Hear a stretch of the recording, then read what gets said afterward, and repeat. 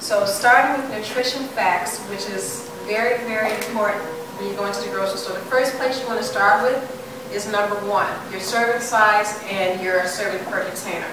That's important because once you know how many serving sizes, you'll know everything else. Your calorie intake, everything stems, all these numbers stems from that serving size and also your calories.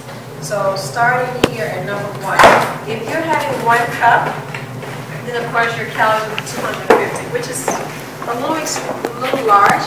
But if you're eating 2 of these, and this is from macaroni and cheese. I grew up on macaroni and cheese. I loved it as a child, even as a... So if you're having 2, then you would be eating 500 calories. If you're having, then you would also be getting double the amount of fat. So that means half of the fat from calories. That's a lot. That's half the package. So most of your calories are coming from fat. So it's always important to watch that number. Now, in terms of calories, 100 is high, 40 is low, and 100 is like a milligram, 400 is high, and 40 is low. So 250, that's over 100, which is a middle ground. So that would be extremely low for this packaging. And if you're watching your calories, which through the weight loss transformation, you are going to be watching your calorie intake because you want to make sure that you're able to burn more than you're actually taking in. You don't want to restrict your calorie intake either, because if you've restricted too low, for example, a lot of people are going on maybe the fast, where they're just doing the juicing, the lemonade diet, the master cleanse. The calories are too low, usually like 800 calories, so your body's not getting the nutrients that it needs to function. Because all of our bodies, we need protein, we need carbohydrates. Carbohydrates is glucose. Glucose makes us think, it provides energy for our brain. Protein, it builds the muscles. So when you restrict your calorie intake, you're minimizing the function of your body to work properly. So the third place you want to look at is limit these nutrients here, which is your saturated fat, your trans fat, your cholesterol, and your sodium. The reason you want to limit these, does anyone know why it would be important to limit these? Cholesterol, sodium, and trans fat? Cardiovascular. Exactly, cardiovascular, right. So to minimize your risk of disease, you want to minimize this as much as possible. Minimize the number that's on the content. Number 4, you want to get enough of these, vitamin A, vitamin C, your calcium, and your iron. Most people don't get enough of these through their foods, from vitamins, from mostly from food, your fruits, your vegetables. So you really want to try to get as much of these as possible and limit this amount.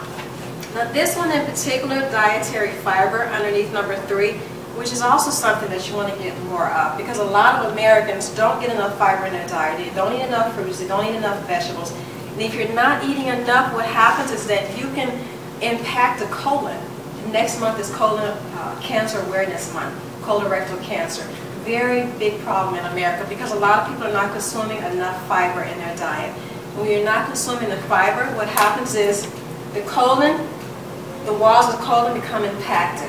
And if they become too impacted, constipation, the feces comes out very, very thin.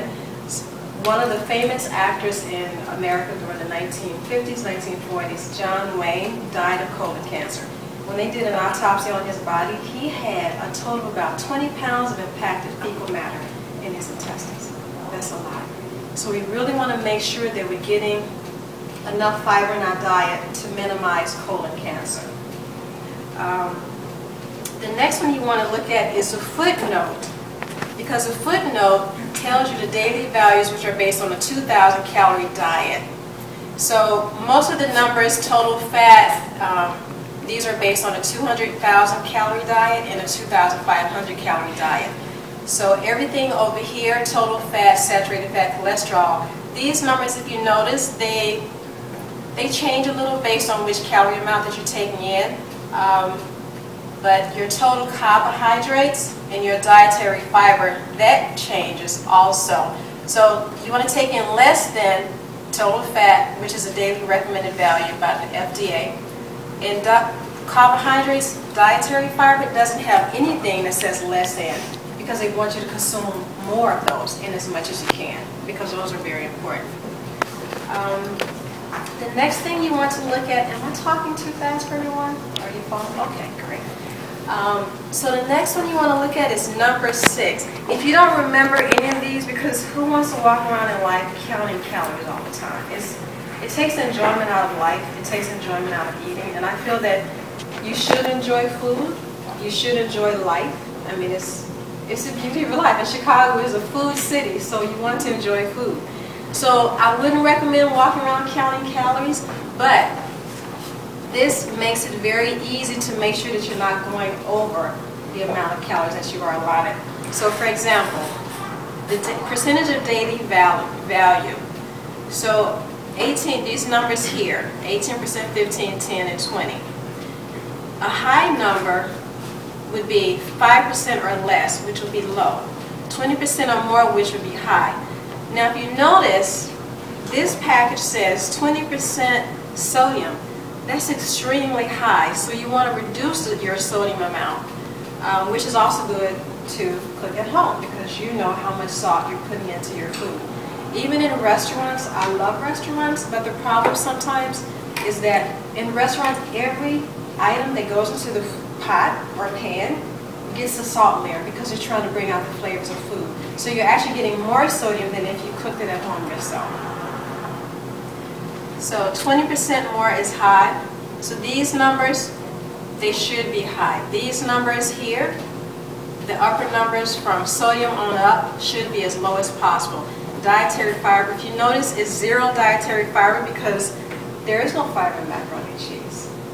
So that's how you read this particular label.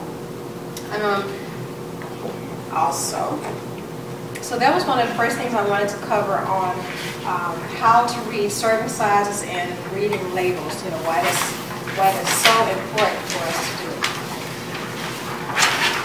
Another point I want to cover, number 2, learn which foods are good and which ones are bad for optimum health and weight management. So unhealthy foods, unhealthy drinks, you want to replace those. You want to consume as much water as you can. I've included green powders, which is spirulina. They're very alkalizing, they detox the body, they're loaded with nutrients and vitamins and minerals. They help to boost the immune system. If you can get green drinks in the morning, that would be wonderful. 80% vegetables, 20% fruit would be recommended if you're going to do a green drink, because you want to have as much fiber as you can versus fruit.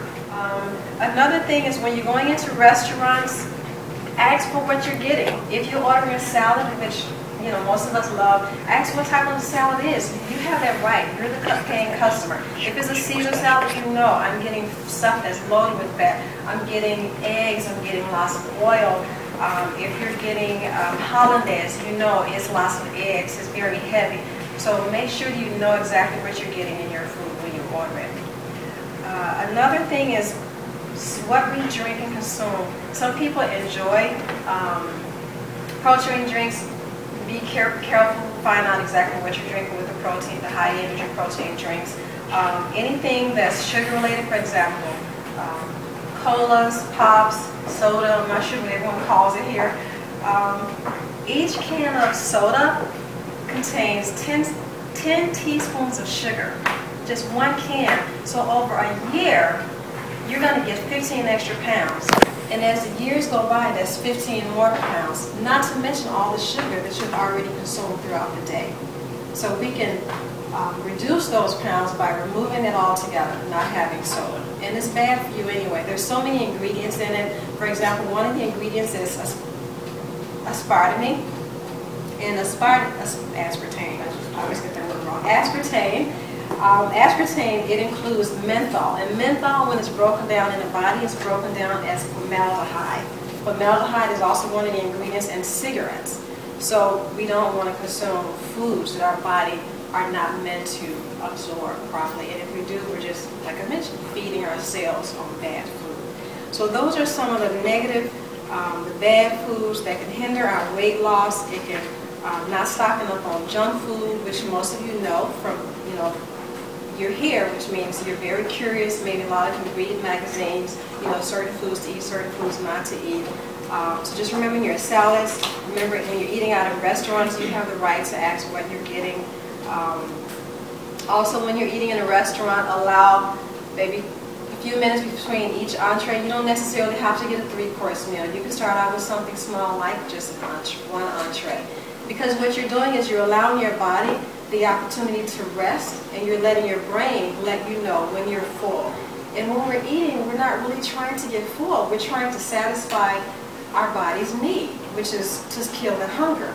So when you stop after 20 minutes after eating one entree, then your body sends the signal that's enough. And your stomach is only so small, so the more we eat, the more we're stretching that particular organ. So we want to just wait, calm down. Do like the French. They don't rush. They take their time and eat. I mean, what's the rush anyway? I know we have lunch break times, but we have to just take our time and eat, be a conscious eater, not just an eater. We're not ravenous animals. Another point I wanted to cover, number 3, which is discovering counterproductive weight loss methods and productive weight loss methods. So, avoiding emotional eating, breakups, angry at someone, angry at mom, or maybe angry at your boyfriend, your wife, your significant other, just being conscious of what you're eating, not being an emotional eater, being in the moment and being aware of what you're eating, tasting the food that you're eating, so that way you're not rushing, you're tasting all the different flavors that's added into it.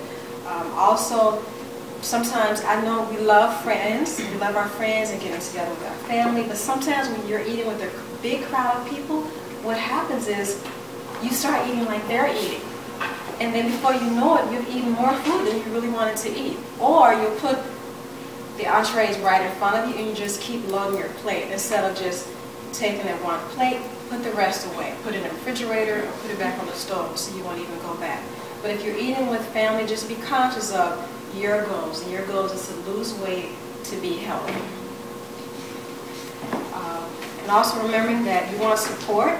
So be around as many people who's going to support you in your goals, who's going to be there for you, and who's not going to, discourage you with those weight loss goals. That's very important. The fourth one, before I get to the fourth one, eating 5 meals a day instead of the 3, which we've been taught to believe. Eating 5 meals a day, you keep your energy levels up, you don't feel fatigue. It makes the metabolism work even faster. What you want to do is to burn those calories. Never skipping on breakfast. Breakfast is really important. We want to have our thinking faculties ready early in the morning. It gives us the energy. It doesn't make us overeat later.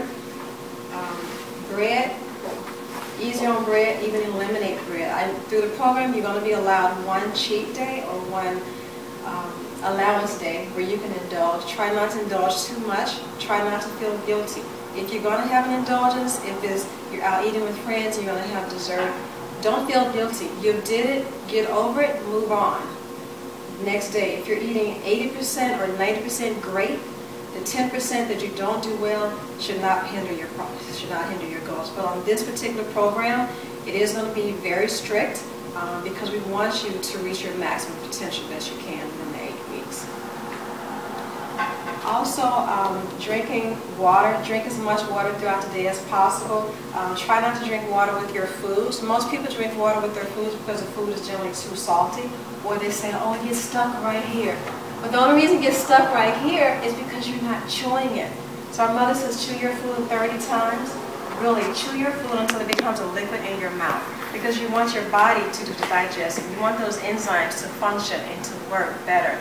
You want the stomach to produce the hydrochloric acid so you can get those proteins, amino acids that the body needs. You want the saliva glands to work because the saliva glands start to break down food in the mouth with your carbohydrates. So just be mindful of how you're eating and what you're eating, and just take your time, not diluting those enzymes by drinking water with your food. And once you take your time, you don't have a problem with the gulp right here. Number 4, just creating self-rewards.